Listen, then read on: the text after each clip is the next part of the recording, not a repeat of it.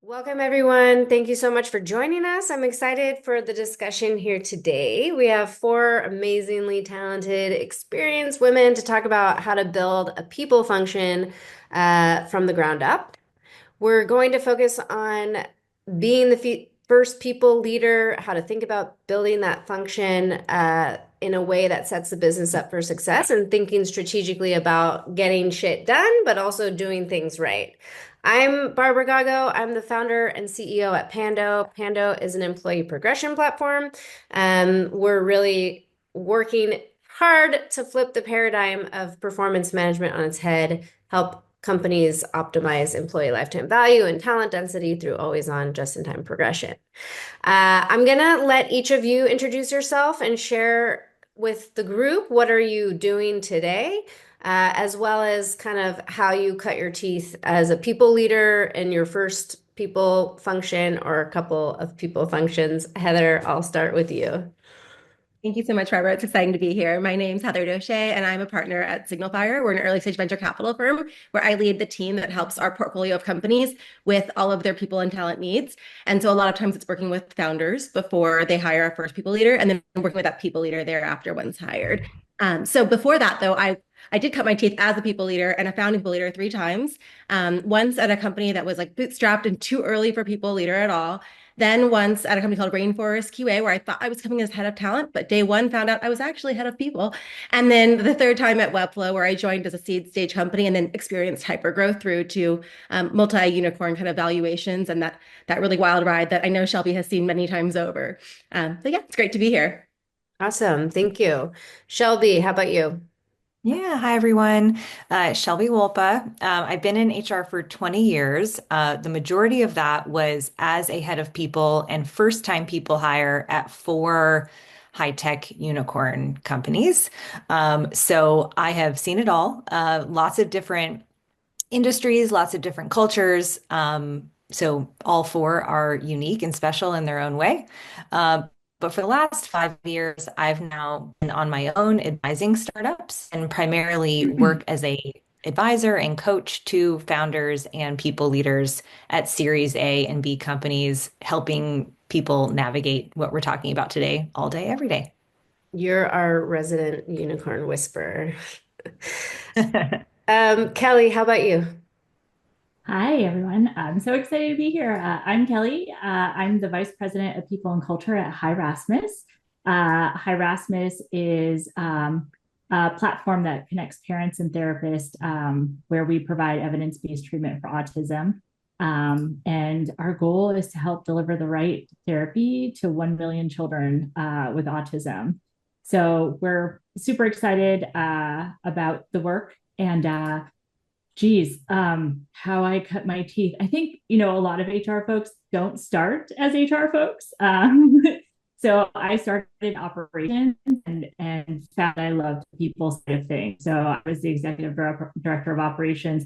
Funny enough, coming full circle 20 years ago at an autism ABA center and Wow. have worked in tech startup and nonprofit and over the last 20 years and have found myself now coming around again to the autism space, but at a SaaS platform. So Very um, cool. very exciting. Awesome. And Bryce, last but not least.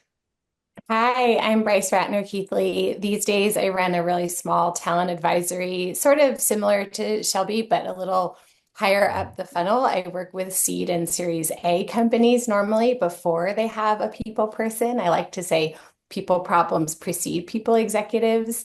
I cut my teeth mostly on the talent acquisition side, and I was the first people or talent hire at Nextdoor after their Series C. And so saw them through about 40 to 120 people and definitely got some battle scars learning straight out of agency as they experience that 50 and 100 person inflection points. Yeah, it's a lot on the people side. So okay, let's jump in and we're gonna kind of start at the beginning. I want to talk about joining an organization as a founding member or leader of the people team and how you should think about your first 90 days. And Kelly, you just happen to be in your first 90 days currently, so I'd love to get your take on how you're thinking about it. Um, and where you're at right now. Yeah, I mean, really squeaking in here. I started January, the very beginning of January. So really, really tightly in that 90-day window. And it's a small team. And so, I feel very fortunate to be able to come in to another organization kind of at that ground floor where we're getting to really think about what we want the future to look like and build and scale. And, the first things I did was meet with the executive team and understand what their goals are, what they're looking for, what their pain points are at this stage in the organization. And then I met with every single team member because that really is, I think, a very vital and piece of the work is where's the team at? What are their pain points? What are they looking for? What are they struggling with? What's exciting to them? What's working for them? And then I can take those two stories and plan kind of the roadmap of where we're going. And I made some pretty big changes in 90 days, from payroll platforms to introducing Pando, so I really think it comes down to listening and hearing what the team's experience is, what the leadership's experience is, and really building one story instead of two. Yeah. And that's kind of where I'm leading from right now. Cool. And you'd be surprised at how often those things are kind of the same. They're just, they're coming from different perspectives. Totally. It's also like a very product-minded way to approach it, like going first to sort of your customers and understanding what the pain points are and what everyone's excited about and how you can kind of marry the two things. My goal is always to create a frictionless experience for our people. So how do we do that? Yeah. Cool. And Heather, I'm curious what your first 90 days at Webflow was like. I know it went wild from there, but would love to know sort of what your thoughts are. And also, you're working with a lot of organizations now via your role at Signalfire. So curious to get your insights. Yeah, I agree with everything that you and Kelly have said. I kind of think of the role of head of people as a product manager of the employee experience. And so the listening tour is essentially user research. You're trying to understand everything. And funny enough, I believe in that, but I think it works better when you're smaller. So when I joined my first head of people role, it was 13 people, had no idea what I was doing. The next one was 45. I met with every single person on the team. And then I joined Webflow. I'm like, I'm going to do that again. That was great. And I mean, with all 90 people. Guess what? Hypergrowth, 90 people, actually very hard to do while also launching all the other things. And so getting really clear and crisp about, I'm going to meet with a lot of you across the org without promising if it's too big. And also kind of thinking about how can you cluster people into kind of like focus groups almost, think of it as an audit, look at your systems, look at your people, look at your process. When you're interviewing, like founders will tell you what they think they need. They told me, we just need to start sourcing more. We need to build up our recruiting engine.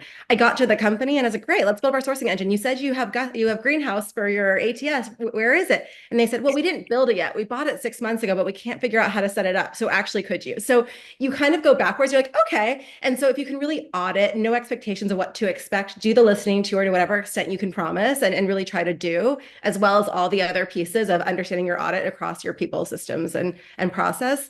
You can really get clear on what your priorities need to be, and really figure out like what is the roadmap that we're building from here. Yeah.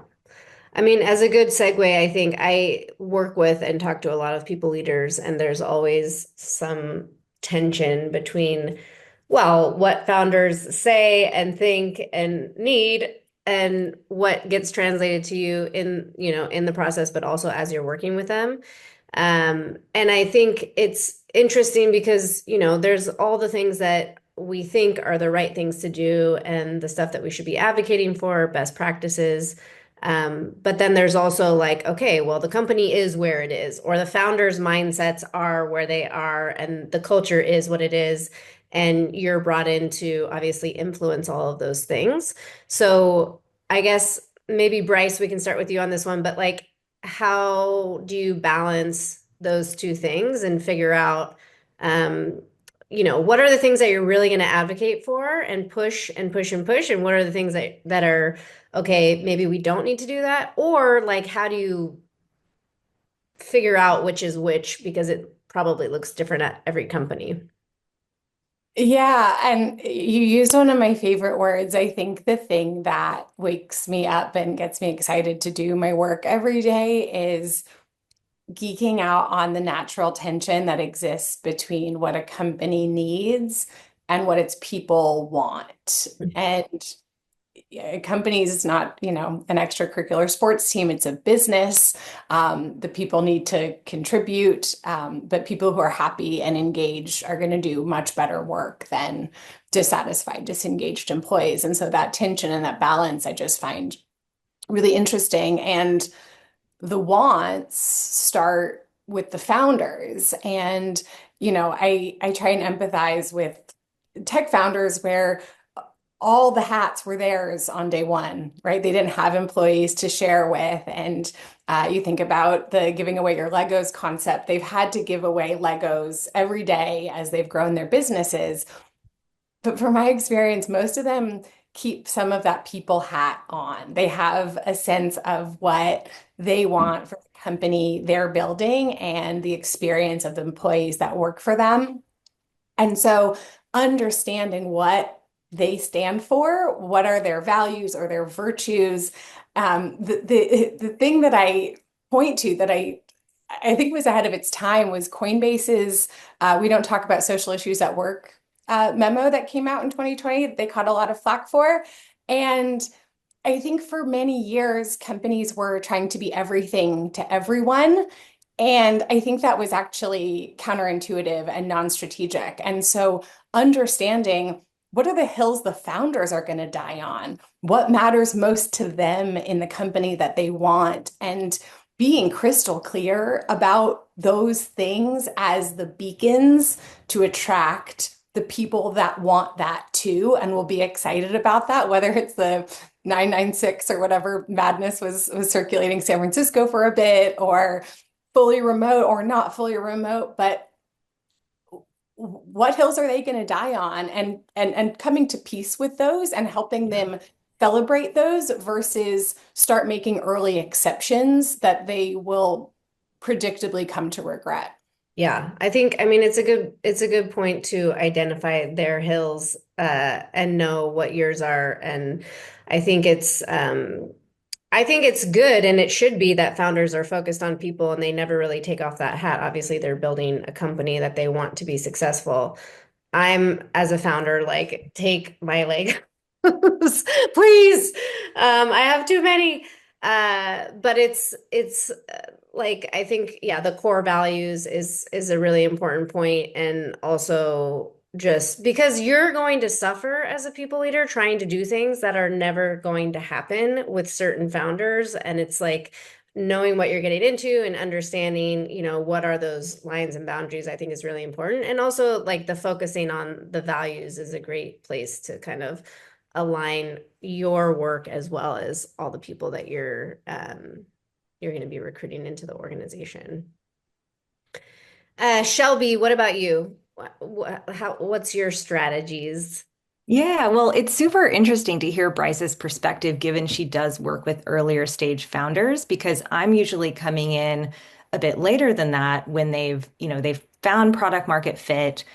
Mission isn't necessarily like the key driver for talent anymore. They want, to build a successful business, and I'm coming in to help them get from their A to their B and like really like building a thriving, sustainable business.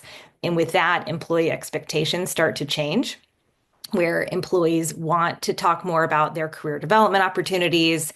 They're expecting like a more robust, regular performance feedback process. They want to know that we have like mature compensation structures in place. Like, people's just expectations for every people program go up. And so what tends to happen for people leaders is that like everything just gets dumped on them. So if it's not a clear marketing problem or a product problem or an engineering problem, it's a people problem. And so the people team can become the dumping ground for just like all these organizational challenges that are coming up. That's a nice way of putting it.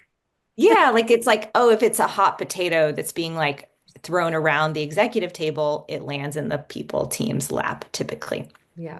So the big job that people leaders have, and what I tend to focus on as an advisor to these companies at this critical stage, is like being really, really clear on what the priorities are, because we can't do it all.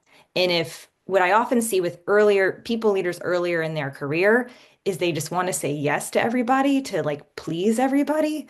but then they spread their peanut butter or like they spread their time and energy too thin and like everything kind of sucks. So I'd rather like focus on 3 to 4 things per quarter and be very clear with the leadership team and the organization that that's what the people team is prioritizing and that's where our time is going and our budget is going and do those 3 or 4 things really, really well, then kind of suck at everything.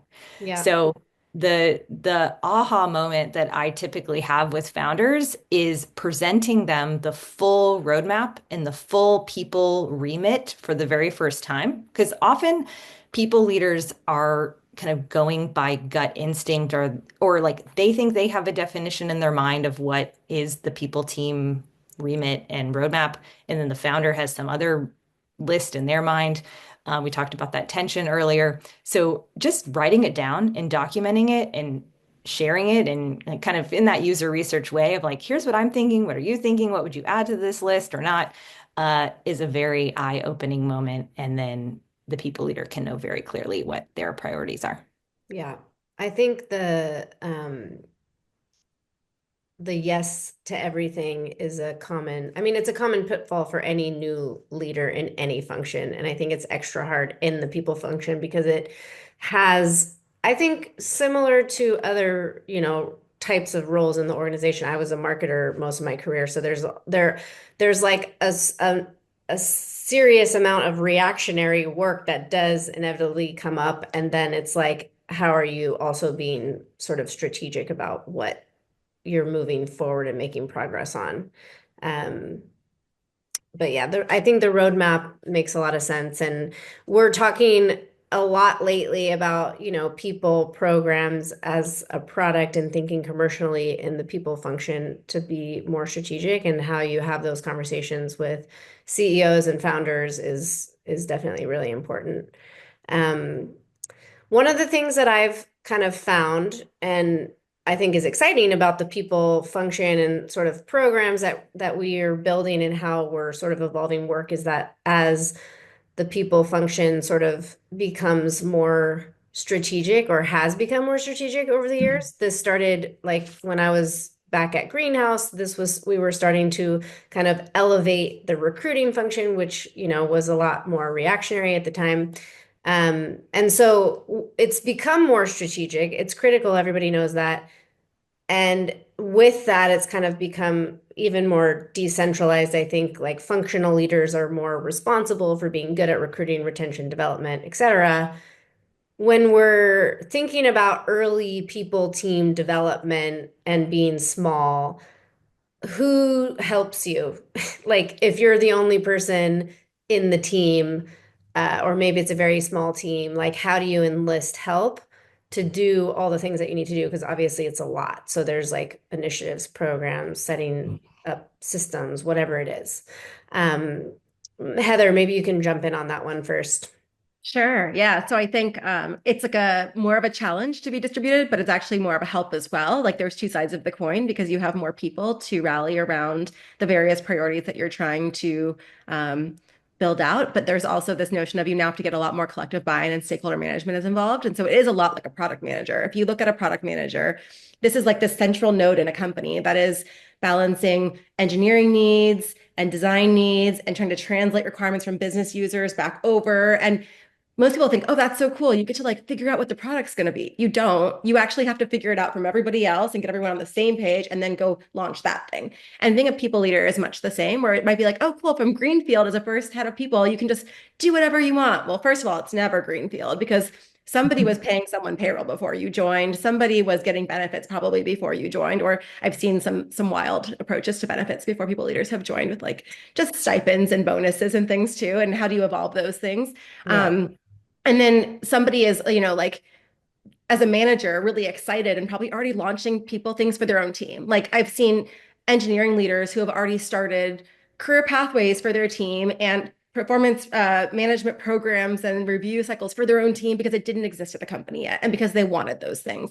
And so when I join a new company or when I've joined new companies in the past, I've in that audit tried to figure out who are my champions, who actually, whether they're on track for what it's probably going to be or not, cares about people issues. Like which managers are kind of launching some of those best practices in their own way. And even if it's decentralized and doing their own thing, and how can I get those people to be champions and rally together to solve for the company-wide problem? Because overall, if you don't bring them along anyway, they're going to keep running with their system and not adopt yours. And then you're going to end up in a failure point. So how can you, in your audit and you're listening to her, figure out who are those champions, who's really excited and get them involved? Like when I joined Webflow, 4 people messaged me on my first day, just across the company, all saying, I'm so excited you're here. I've been wanting to talk about wellness programs. And I was like, wellness programs? Like, that's pretty specific. And when I met with each of them, they all had completely definitions of what that meant, from I want to do a fitness challenge at the company to our benefits aren't good enough.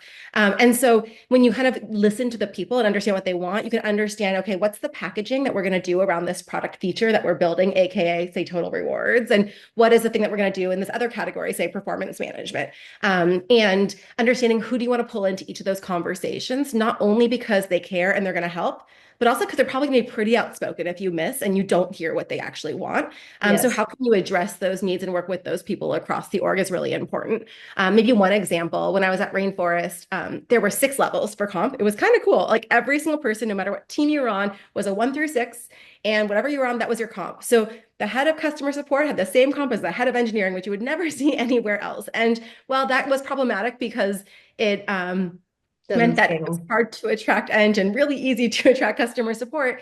It also meant that like there's this big culture of equity. So how do you redefine what equity means at a company and understand how we create an equitable component, like from market rates, as opposed to from, this notion of like picking a number and having everyone sit on it. And so in order to do that well, I had to pull in all the right people. And that's typically your finance leader. At the time, we had a director and your co-founders. And we didn't really have anyone else that was like the right person to bring in from a role perspective.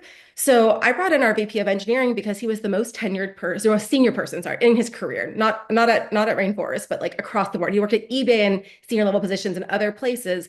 I knew he knew what best practice looked like, and I didn't. I was in my technically second, but really first head of people job, and I was trying to figure out what a best practice was from anything I could. I wanted his signal. So even though maybe he wasn't the right person to bring in from like a role perspective, he was the right person as a champion for me based on his knowledge and his experience set. So kind of knowing when to really structure things to a best practice and when it's okay to think outside the box to kind of round out the skill set on the group that you're moving forward with.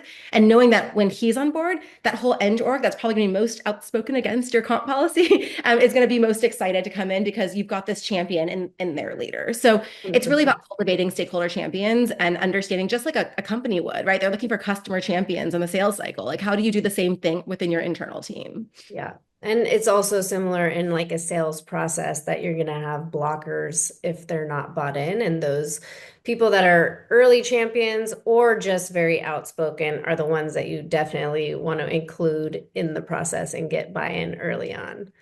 Mm-hmm. Shelby, how about you? Yeah, Heather, super awesome to hear how you leverage internal stakeholders. What comes to mind for me are like all of the external partners that HR people have at their disposal that we are quick to forget about. So something that I love to lean on are when you do start engaging partners like an applicant tracking system or a performance management tool, those companies likely have customer success people that are just like ready and waiting to help you with, different like rollout materials, training slides, or can help like co-build those things with you. So please lean on your vendor partners. I also like to utilize my benefit brokers as much as I can, employment lawyers, and then hopefully anyone who's listening to this today are part of more than one HR community, because I've found just more than any other area, HR people are so willing to lean in and help and just share sample policies, training slides. Although we abide by our company's confidentiality agreements, we are also willing to help one another and save each other a lot of time. So just don't forget to look outside your company. I think as an internal operator, you get kind of blinders on of just like, I just got to like figure this out and I'll just like work all day on Sunday to try to like bang out this presentation. And you may be able to like skip a few steps if you lean on external partners.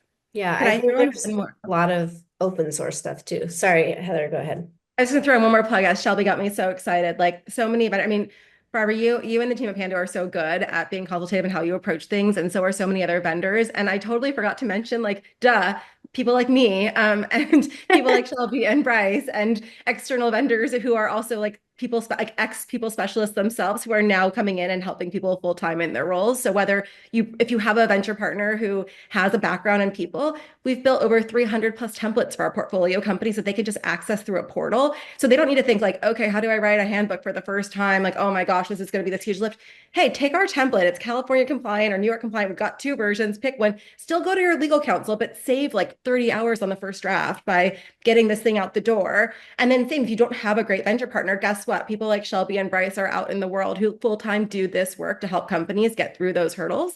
So you don't have to be alone, even if you're a team of one. One thing on the influence that I would just add is that a lot of CEOs don't want to bring on more headcount because headcount's really costly. It's not just the cost of the salary, it's also the cost of the benefits and the all-in kind of nature of the debt on the company and management and so forth. But they're very open to bringing in consultants and even paying potentially more money because they can turn it on and turn it off as they need to at the time that it happens. So don't be afraid to ask for consulting help. It doesn't make you look weak. It makes you look strategic. So really think about how you can leverage the people outside of your org too. 100% Shelby. Sorry, I should have mentioned that first. Mhm. That's a really good point. I think for like, I know I was mentioning that there's like a lot of tools that are open source. So Signalfire has a lot of things. I still like love to reference GitLab's kind of employee handbook because it is so transparent and so structured, which I love. And there's so many tools like that that are becoming more and more available. And I think people are becoming more and more transparent about it. So I guess moving slightly more tactically, and I'll kind of ask each of you what your main critical thing would be. So when you're building from the ground up, you're laying the foundation, you're thinking about kind of the structure. What are like the things that we need to implement first, and what are the most critical things versus the nice to have? You mentioned Rainforest with their levels and the comp, and I was laughing inside because we also did the exact same thing for our first like 10 or 12 people. It was very equitable, and we are sticking to equity here at Pando, but like it was a easy and fair way to do things, and everyone was probably slightly overpaid because we did anchor towards engineering. But like, what are the top things? And Shelby, I'll start with you, and then just from each of you, I want to hear kind of like what are the key things that we should definitely be doing right away. Yeah. Well, I think maybe because we're, joining you today, Barbara, at Pando, but leveling has been a hot topic today, and it's for me, it is the foundation. It is 100%. typically the number one thing on the list that I like to focus with my Series A clients, that we have a very clear leveling structure in place because I view it as the backbone or kind of like the scaffolding for every other people program. Because you can think about it, sometimes we do it backwards. Like we start setting comp ranges and then we think about levels. And like I really want to encourage everyone to focus with leadership on a leveling structure that can scale with the organization. And then you can build performance competencies and like manager competencies and compensation on top of that leveling structure. I mean, I 100% agree, obviously, but also it like saves so much pain in the future if you have that alignment up front, because otherwise you end up Yeah. somewhere and then you're like, ooh, this person isn't a director or isn't at that level or whatever it is.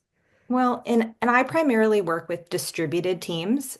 Sometimes they are fully remote organizations, sometimes they are hybrid remote, but we have people working in lots of different places around the world. And trust building is one of the really important aspects of a remote organization where people know very clearly like how promotions happen at the organization, how comp decisions are made, like why is this person being promoted from director to senior director or whatever, like people want clarity. And so that, again, like grounding in levels and having very clear level and role definitions, to me is critical. I second that. Kelli, what about you? What's critical must have? I mean, yes to that, all of that. I think like having really clear career framework early on so people know how they move and grow has a huge impact on recruitment and retention and engagement. But even, I think also like having a really solid hiring plan, like what's the hiring roadmap? You know, do we have job descriptions for everyone? Are they well written? What's the hiring plan? I'm going through all of that right now as, we had a couple roles up. The job descriptions were written before I came in and we're like, oh, let's pull these down because we got, a candidate from A to Z. And I was like, none of these candidates fit what you're trying to solve here. So it's really, taking a look at what is our growth plan? Let's recalibrate the job descriptions. Let's make sure we've got the right leveling. Let's make sure we know, are we hiring an entry level person? Are we looking for mid-career? Are we looking for senior? Don't tell me you're looking for like this salary range, but then expect to get this experience. Yeah. And so it's really having a very solid hiring process. And I was really lucky at Brooklyn Data to really, really test the waters with anonymized recruiting and removing unnecessary requirements and jargon. Like our job descriptions were very, very simple. We didn't require degrees. We did a fully anonymized recruiting practice through Pinpoint. And it really, I always tell people like we had a smaller applicant pool, but a higher quality applicant pool. And I think a lot of founders are like, but there's not 700 applicants in there. I'm like, well, I don't need 700. I only need one person. we have one opening, Yeah. so I'd rather a smaller quality applicant pool because we were really thoughtful about the application questions, what our hiring process was like, that we were really smart about how the job description was worded. Yeah. We're we can move through the process much quicker when we're all dialed in on what that looks like. Yeah. So, I think just having the interview process and the structure up front, like it's crazy today still.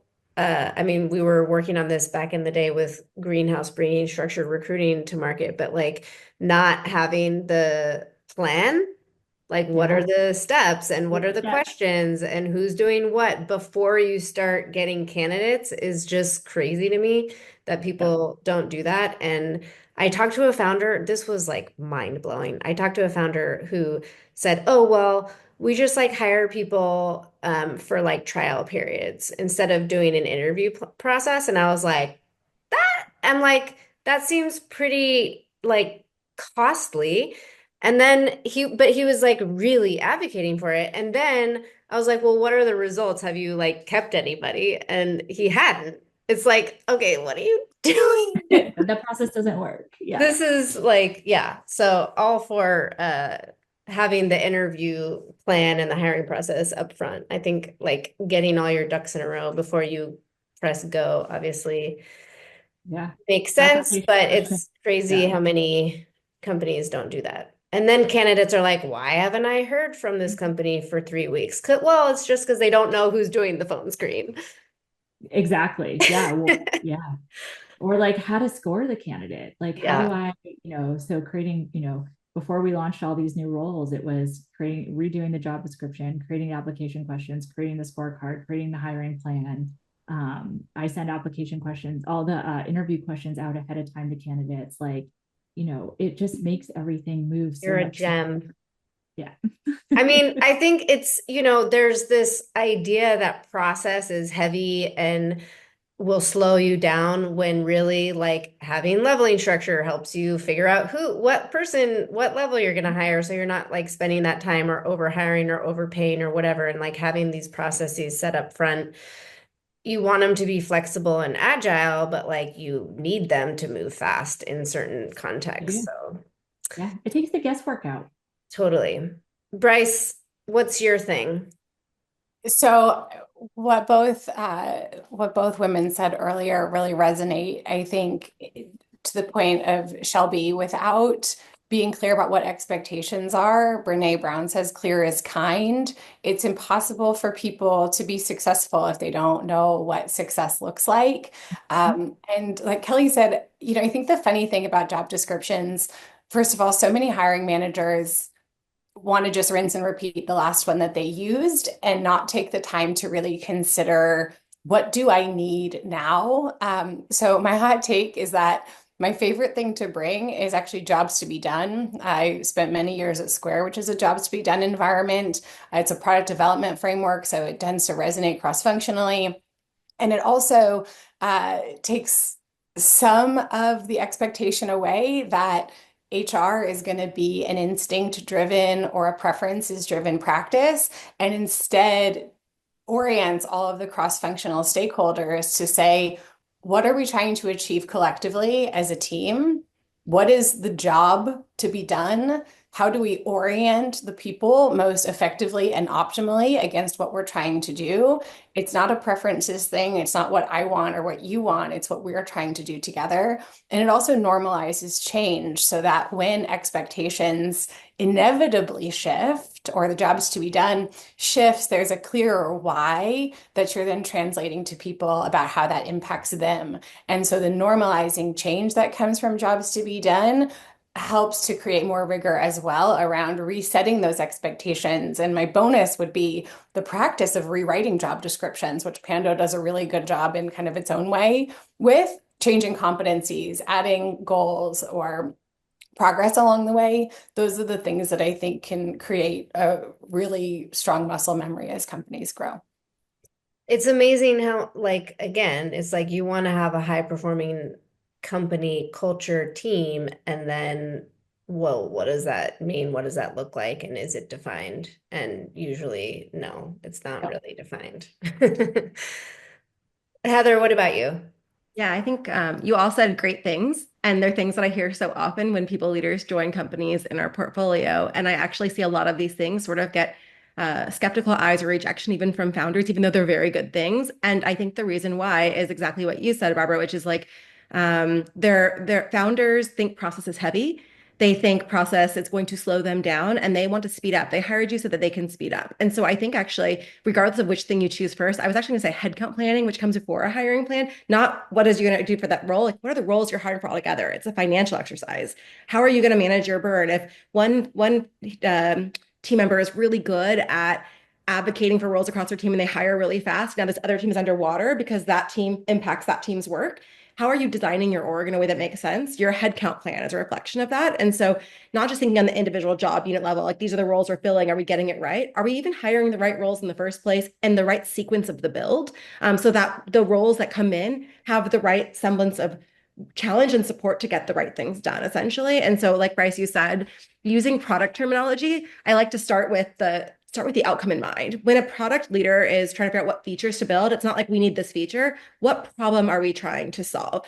And so I think if you can navigate it that way, not leading with, I think we need career pathways, which by the way, you do, but not that I think we need them.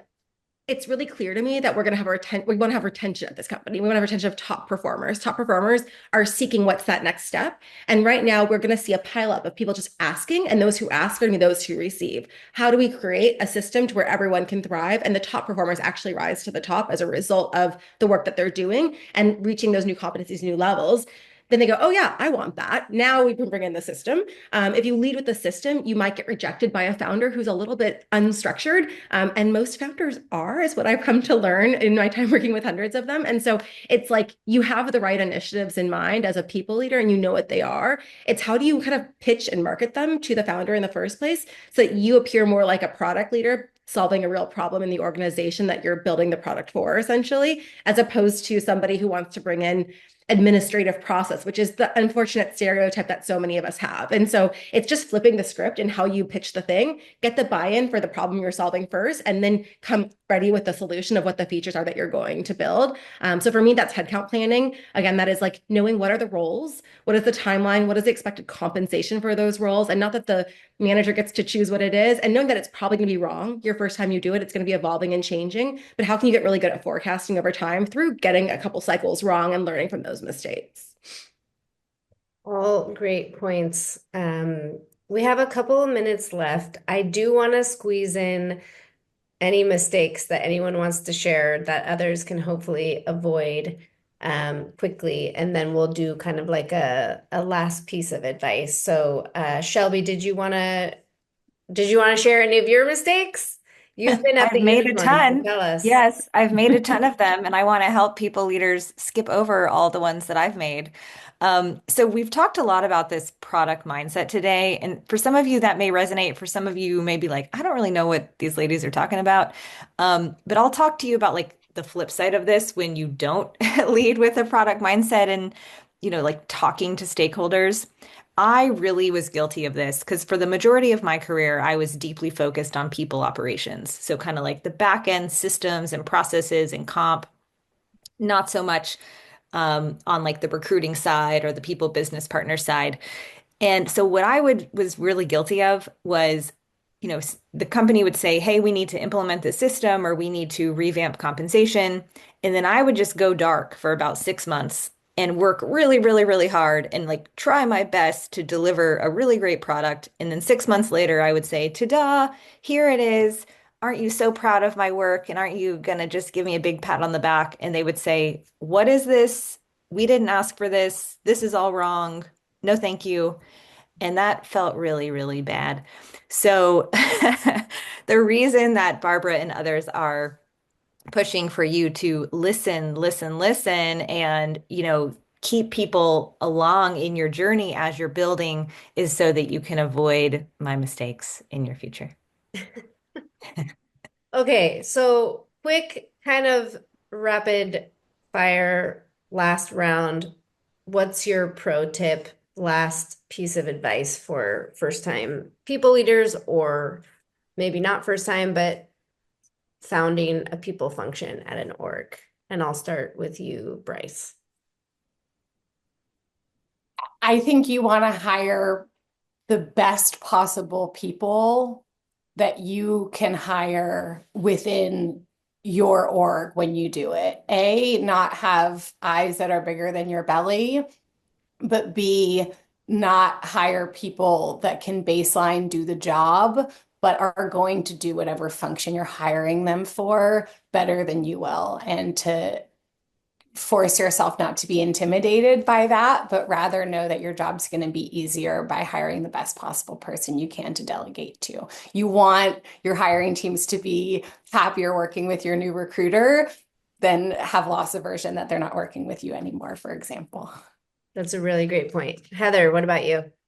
Yeah, I mean, we can't all come up from every part. No one does like a perfect rotation of every people and talent function before they emerge as a first. There's going to be gaps that you're going to have. And so figuring out like where do you fill in the gaps and how do you when there's not yet another role on your team that you can hire to kind of fill the spots you don't do as well.